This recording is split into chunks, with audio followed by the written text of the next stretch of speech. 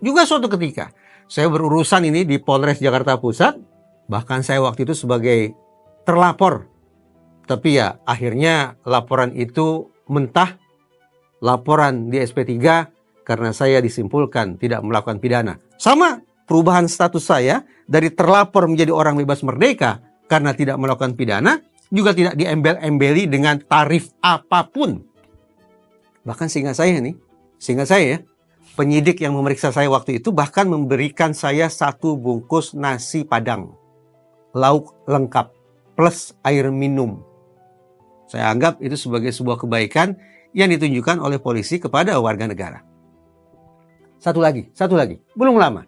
Ada urusan di Polsek Senen. Berapa yang harus dibayar? 0 rupiah. 0 rupiah. Saya disambut dengan baik, dilayani dengan baik, diberikan informasi secara lengkap.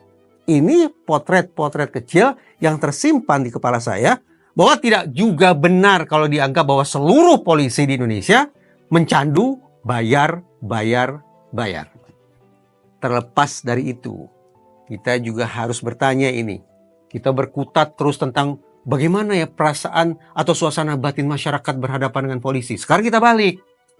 Bagaimana ya suasana hati teman-teman di kepolisian ketika berurusan dengan masyarakat? Apakah mereka takut? Apakah mereka sedih? Apakah mereka apa sesungguhnya perasaan mereka?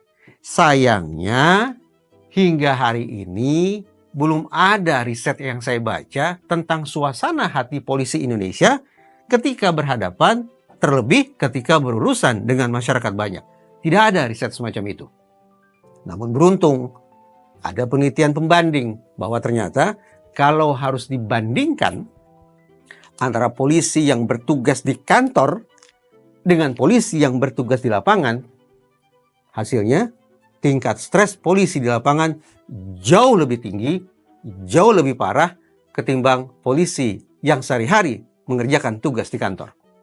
Apapun itu penyebab mereka stres, siapapun itu, apakah polisi di lapangan ataukah di kantor, yang jelas kita punya alasan untuk juga sesekali mencermati isi hati mereka, sembari menawarkan jasa baik untuk menolong mereka sekiranya mereka mengalami tekanan batin ketika melayani kita-kita ini. Dan pastikan ketika kita memberikan bantuan kepada polisi, tidak ada bayar-bayaran.